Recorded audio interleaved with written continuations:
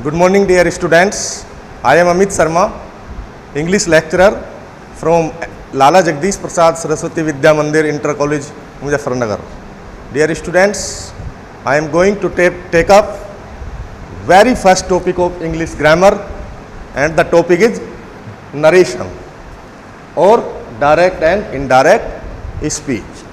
This topic is common for both the classes 11th and 12th. So let's start the topic. Narration, जैसा कि आप जानते हैं यहाँ लिखा है नरेशन, तो हम जानेंगे कि नरेशन कहते किसे हैं. Narration, narration is the art, narration is the art of reporting the words of a speaker to someone else.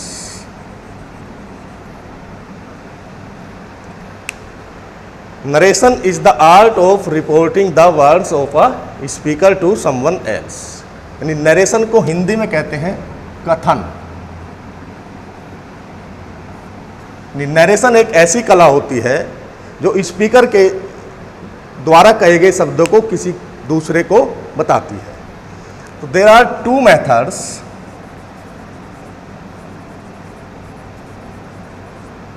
There are two methods of reporting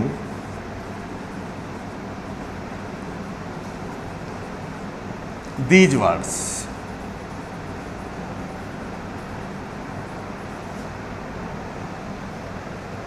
in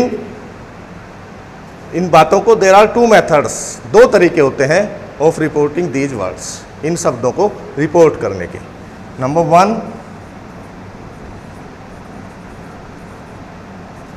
direct narration.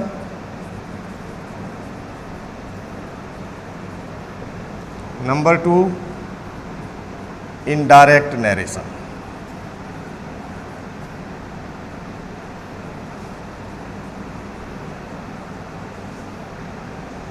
देखिए छात्रों, नरेशन की ज़रूरत हमें कब पड़ती है?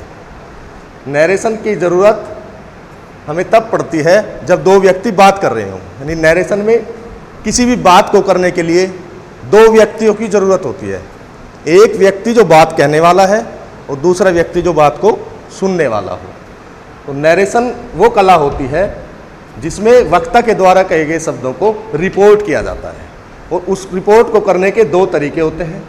Number 1 direct narration, number 2 indirect narration. पहले लेंगे हम direct narration.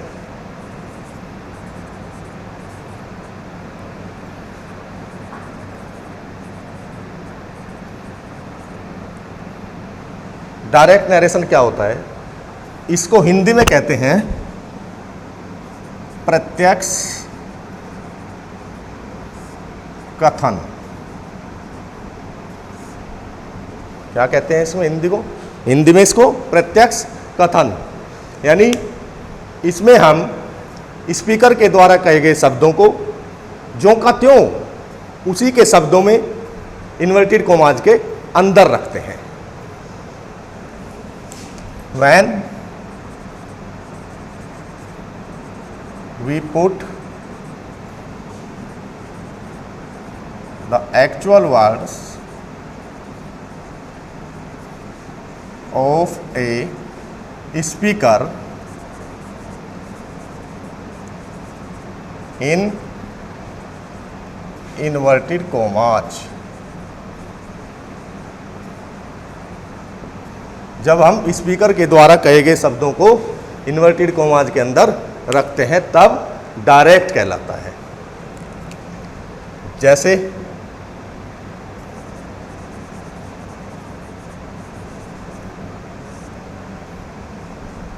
he said to me, comma, inverted commas I shall go to Meerut tomorrow.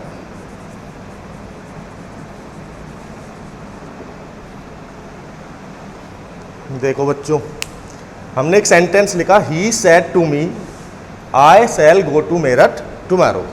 उसने मुझे कहा मैं कल मेरठ जाऊंगा। ये डायरेक्ट है। क्या है ये? डायरेक्ट। क्यों है ये डायरेक्ट? देखिए क्यों है डायरेक्ट। क्योंकि इसमें दो स्पीच है। पहली speech he said to me और दूसरी speech I shall go to Meerut tomorrow. अब जो डायरेक्ट नरेशन होता है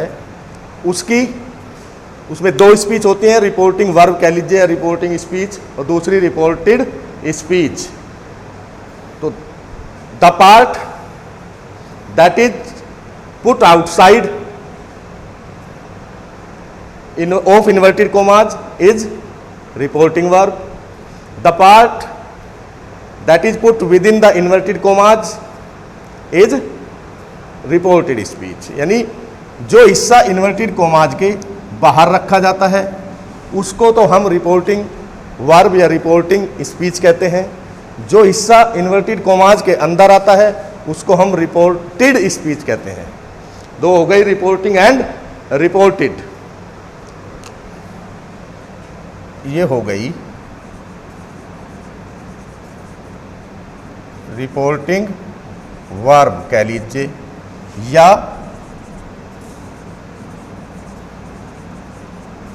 रिपोर्टिंग स्पीच। इन्वर्टेड कॉमास से बाहर के अंश को हम रिपोर्टिंग वर्ब या रिपोर्टिंग स्पीच कहते हैं। इन्वर्टेड कॉमास के अंदर के अंश को हम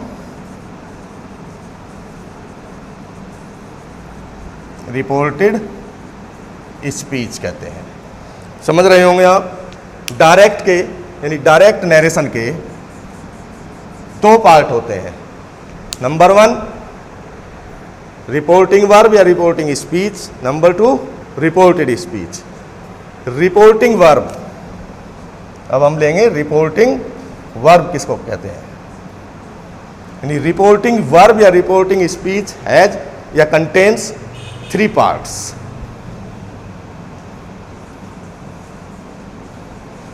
कंटेन्स 3 पार्ट्स। हमारी जो रिपोर्टिंग वर्ब होती है या रिपोर्टेड स्पीच होती है उसके 3 भाग होते हैं। Contains 3 parts. नंबर 1 होता है स्पीकर, जिसको कहते हैं वक्ता। बी रिपोर्टिंग वर्ब,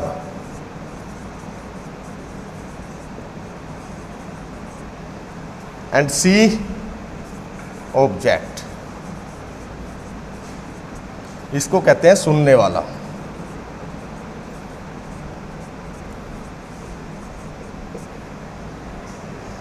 हमने ये एग्जाम्पल लिया था, he said to me I shall go to Meerut tomorrow. हम इसको लिख लेते हैं। इसको 2 पार्ट में बताया था, reporting verb and reported speech. बात हो रही है रिपोर्टिंग वर्ब की। इसके 3 पार्ट बताए आपको, स्पीकर, रिपोर्टिंग वर्ब, ऑब्जेक्ट। अब ही सेड टू मी, देखिए ये सेंटेंस था डायरेक्ट नरेशन। इसके 2 part, reporting verb, reported speech. अब बात हो रही है रिपोर्टिंग वर्ब की, यानी मैं आपको बता रहा हूं रिपोर्टिंग वर्ब और रिपोर्टेड स्पीच में अंतर क्या है। He said to me inverted commas से बाहर का अंश है, सो कहलाएगा रिपोर्टिंग वर्ब। इसके 3 पार्ट बताए, स्पीकर, रिपोर्टिंग वर्ब, ऑब्जेक्ट। उसने मुझे कहा, उसने मुझे कहा, तो ही इज स्पीकर हेयर।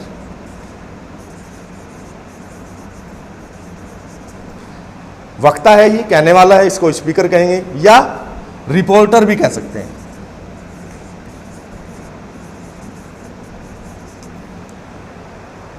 मी सुनने वाला है, कहा ही ने, सुना किसने, मी ने, तो सुनने वाला हमेशा क्या होगा, ऑब्जेक्ट।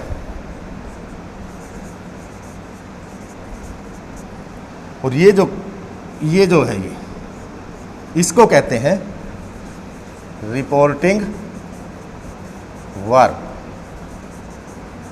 क्या कहेंगे इसको? Reporting verb. तो क्या समझ में आया अब तक? नरेशन के दो पार्ट, यानी दो स्पीच होती है नरेशन में, reporting verb, reported speech. Reporting verb के तीन पार्ट होते हैं, speaker, reporting verb and object. He said to me, उसने मुझे कहा, ही स्पीकर है, मी सुनने वाला है, ऑब्जेक्ट हुआ, सेड टू रिपोर्टिंग वर्ब हुई। अब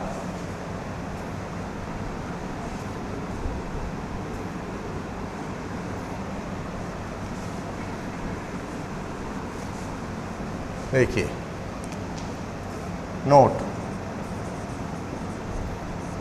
रिपोर्टिंग वर्ब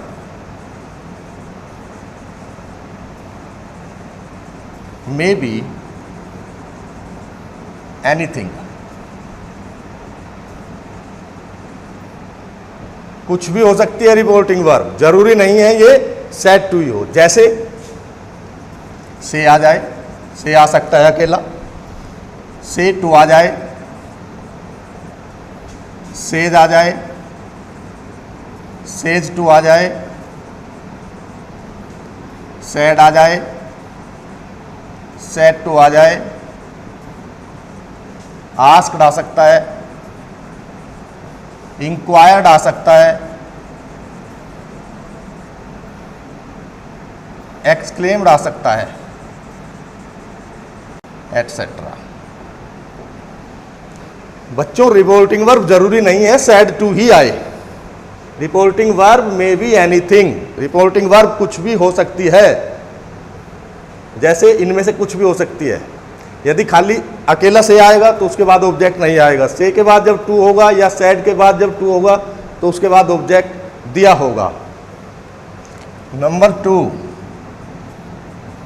ये ध्यान रखने की बात है, reporting verb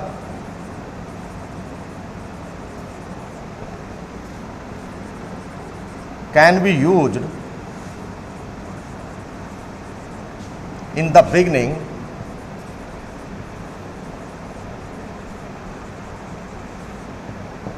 of a sentence,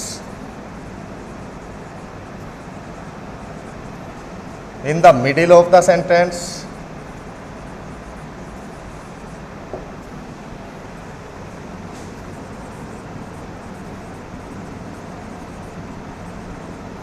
or at last at the sentence।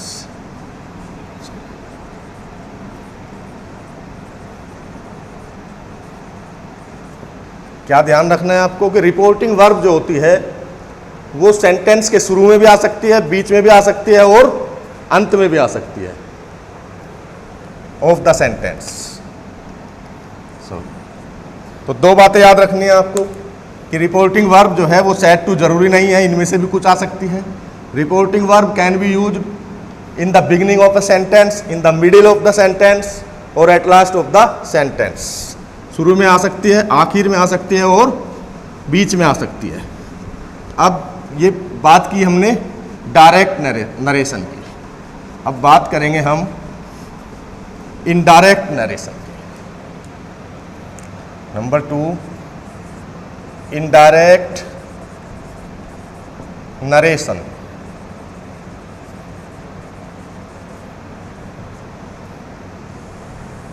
इसको हिंदी में कहते हैं अप्रत्यक्ष कथन।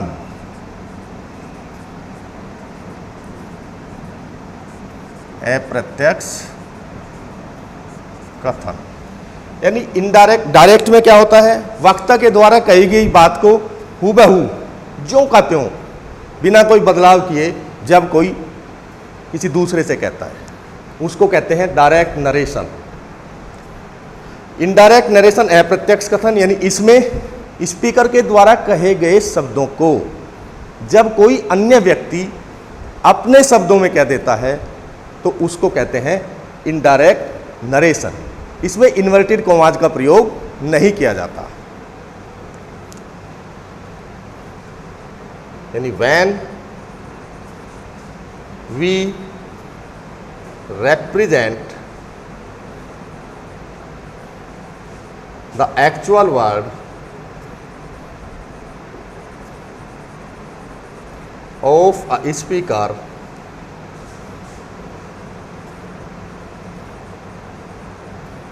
in our own words।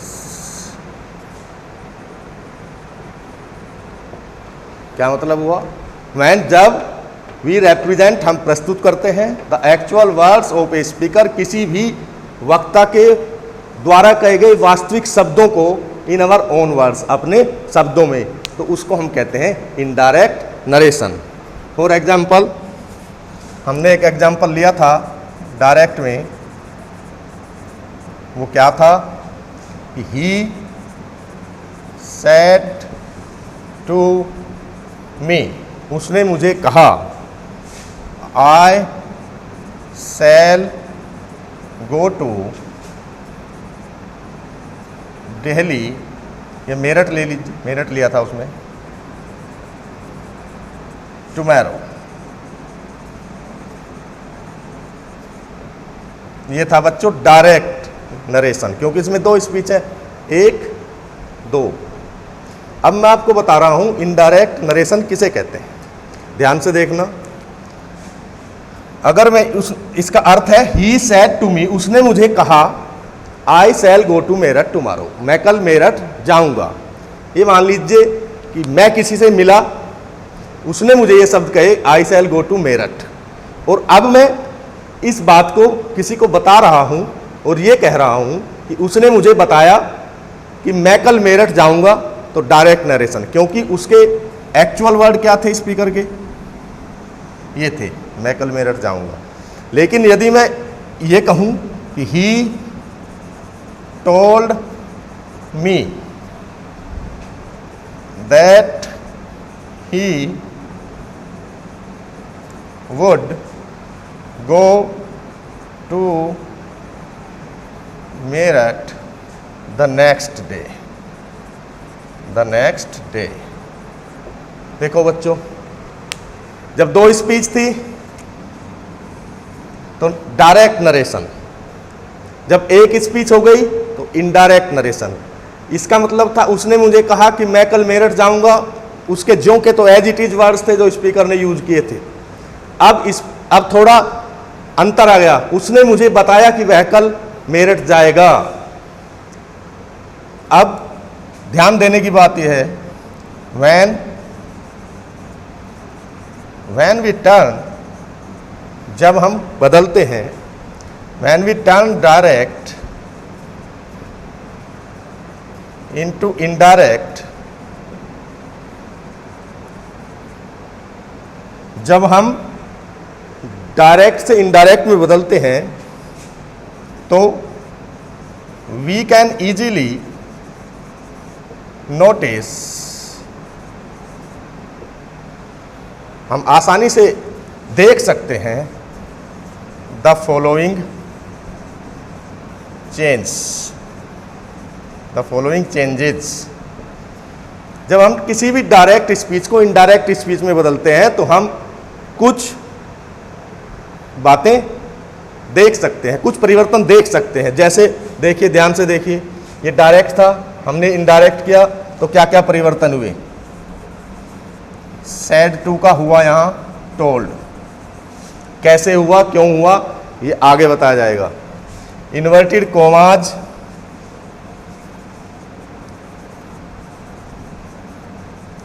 Inverted commas remove हो जाते हैं और उनका स्थान ले लेता है कंजंक्शन दैट।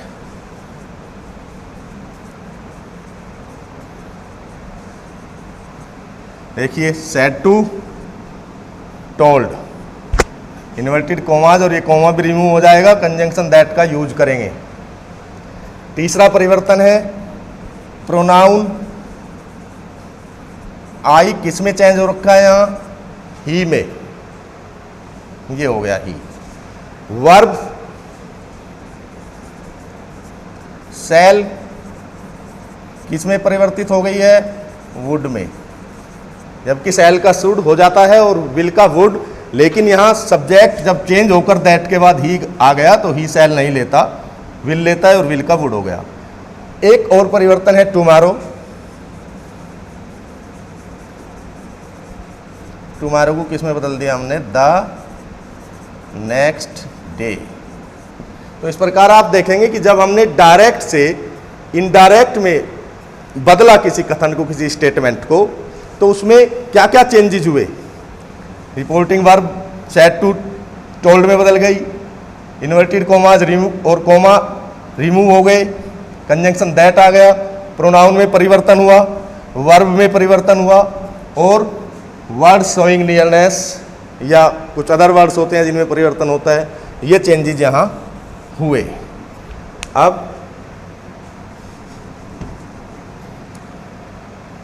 यानी एक बात ध्यान से सुनिएगा, यहाँ क्या समझ आया कि नरेशन में दो स्पीच, डायरेक्ट नरेशन में दो speech, reporting verb, reported speech.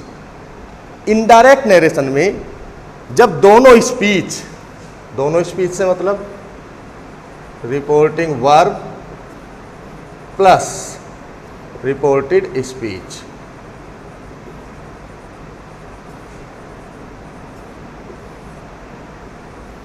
जब दोनों speech, reporting verb and reported speech, जब दोनों स्पीच एक हो जाएंगी तो इस तरीके को कहते हैं हम indirect narration.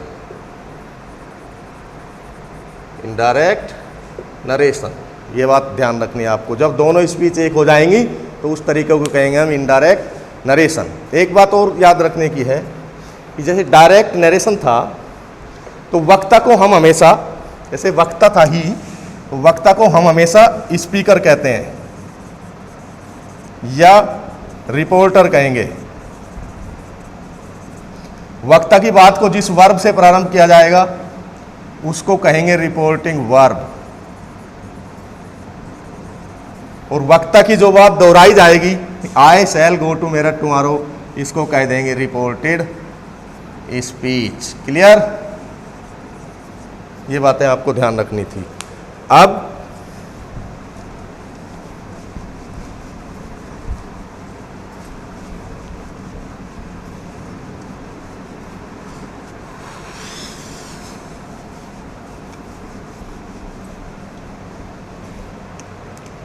Rules for changing direct into indirect speech।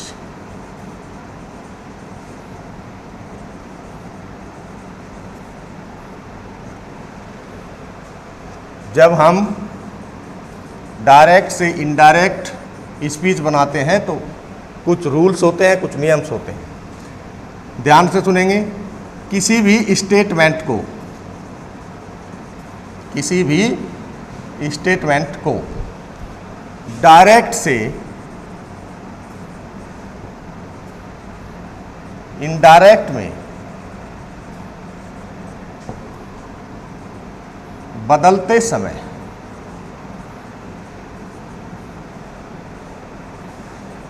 Reported speech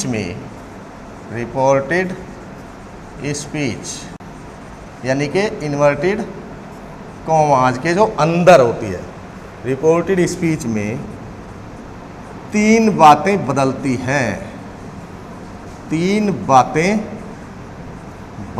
हैं। बच्चों ये ध्यान रखना कि नरेशन जो समझ में आता है वो यहीं से शुरू होता है, यानी आपको ये तीनों बातें बताई जाएंगी जो डायरेक्ट को इनडायरेक्ट में बदलते समय यूज होती हैं। Number 1, change of the tense. Number 2, change of the pronoun.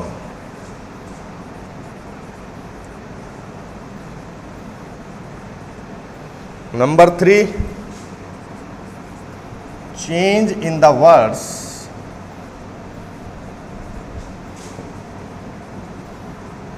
showing nearness। देखिए, मैंने आपसे कहा कि किसी भी स्टेटमेंट को जब हम डायरेक्ट से इनडायरेक्ट में चेंज करेंगे तो रिपोर्टेड स्पीच यानी जो इन्वर्टेड कॉमास के अंदर होती है, आपको बताया जा चुका है, उसमें 3 परिवर्तन होते हैं। पहला परिवर्तन होता है टेंस का, दूसरा परिवर्तन होता है प्रोनाउन का, और तीसरा परिवर्तन होता है कुछ ऐसे शब्द होते हैं जो समीपता प्रकट करते हैं। वो अगर सेंटेंस में दिए गए होंगे, गिवन सेंटेंसेज में, तो हम उसमें परिवर्तन करेंगे, नहीं दिए होंगे तो नहीं करेंगे। अब हम सबसे पहले 3 टेबल मैं आपको बनवा रहा हूँ, तीनों टेबल आपके लिए यूजफुल हैं।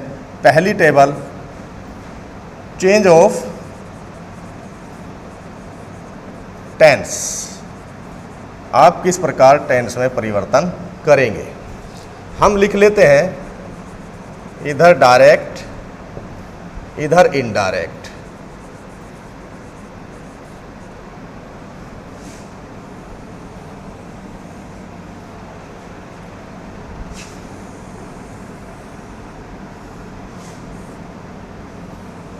देखिए नंबर 1, आप जानते हैं टेंस जो है 3 होते हैं, प्रेजेंट,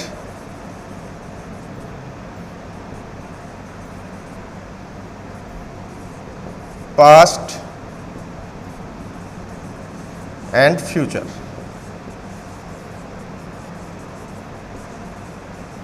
और तीनों टेंसेज के 4 फॉर्म होती हैं। रूप, या आपने 9th में ही पढ़ा होगा, 10th में ही पढ़ा होगा। रूप होते हैं नंबर 1 इंडेफिनिट,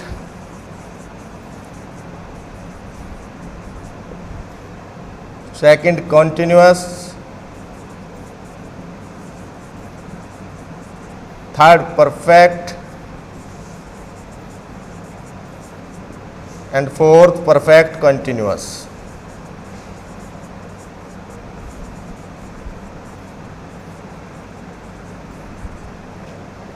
गेटिंग? 3 टेंस, तीनों टेंसेज के 4 form, indefinite, continuous, perfect, perfect continuous. अब हम टेबल बनाएंगे तो आसान हो जाएगी। नंबर 1 प्रेजेंट, अगर ऐसे बना दूं, प्रेजेंट का प्रत्येक भाग, प्रेजेंट का प्रत्येक भाग, पास्ट का वही भाग। समझ गए इस बात को? जब हम डायरेक्ट से इनडायरेक्ट बनाएंगे तो रिपोर्टेड स्पीच के अंदर यदि प्रेजेंट का कोई भी भाग आया, यानी इंडेफिनिट, कंटिन्यूअस, परफेक्ट और परफेक्ट कंटिन्यूअस, 4 भागों में से यदि कोई भी भाग यहाँ आया है, जब हम इनडायरेक्ट स्पीच करेंगे तो पास्ट के उसी भाग में वो परिवर्तित हो जाएगा। एक लाइन, 4 लाइन न लिख के एक लाइन में हमारी बात समझ में आ गई। नंबर 2 पास्ट के भी 4 होते हैं, past indefinite, continuous, perfect and perfect continuous. तो पास्ट इंडेफिनिट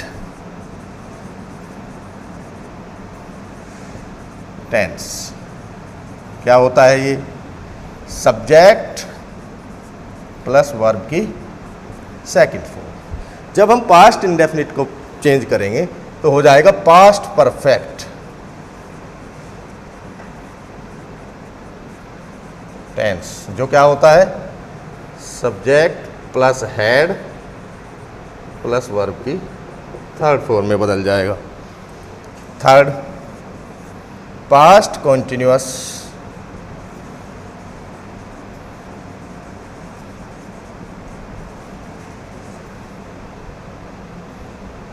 पास्ट कॉन्टिन्यूअस बदल जाएगा पास्ट परफेक्ट कॉन्टिन्यूअस में।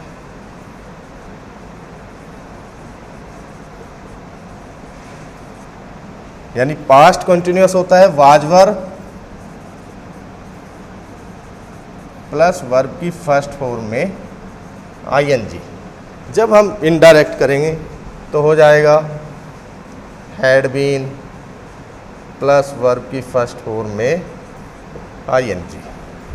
पास्ट के तो हो गए। फोर्थ पास्ट परफेक्ट टेंस और past perfect continuous tense.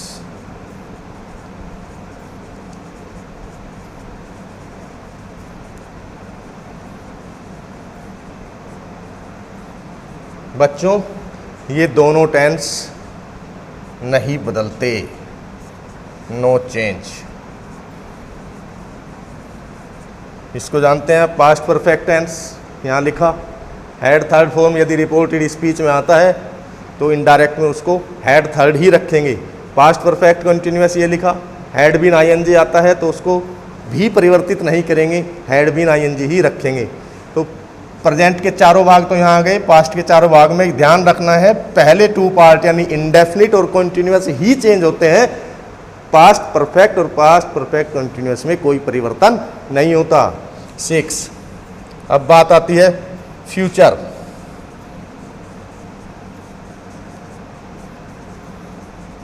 Future tense, future tense एक ऐसा टेंस है जिसके चारों पार्ट्स में हेल्पिंग वर्ब में विल और शैल जरूर आता है। विल, शैल, प्रेजेंट इंडेफिनिट,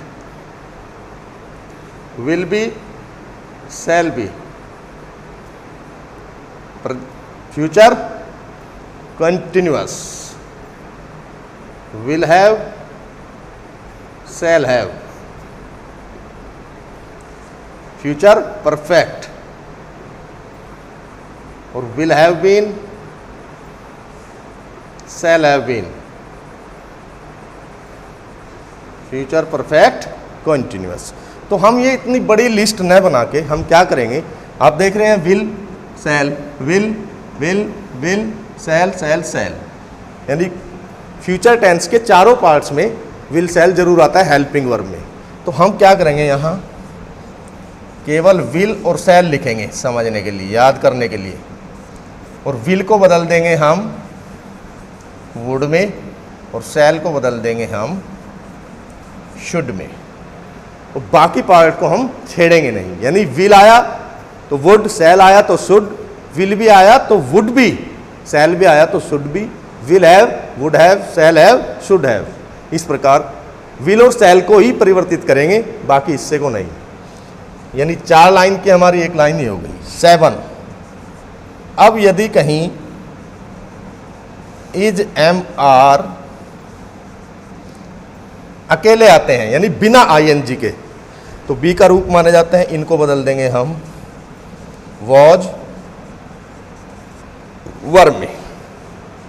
8, कुछ मॉडल्स होती हैं, can, could, should, may, might, must, ought to, इनको कैसे बदलते हैं, कैन, कुड,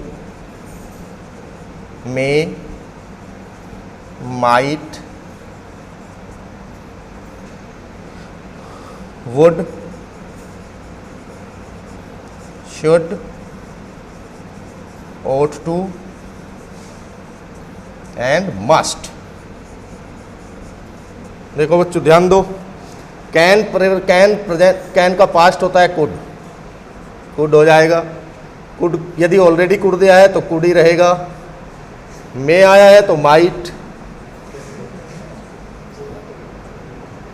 ऑलरेडी माइट आया है तो माइट, वुड आया है तो वुड, शुड आया है तो शुड, ought to आया है तो ought to। अब देखिए मस्ट, मस्ट की 2 कंडीशन है। यदि मस्ट आता है तो एक कंडीशन तो है वो मस्ट ही रहेगा, और दूसरी कंडीशन है वो हैड टू में बदल जाएगा। अब कहाँ बदलेगा, कैसे बदलेगा, जब आप एग्जाम्पल करेंगे तब समझेंगे आप। दूसरी वाली इससे आगे हम सेकंड पार्ट में सीखेंगे। होप करता हूँ कि आपको ये टेबल समझ आई होगी। Thank you.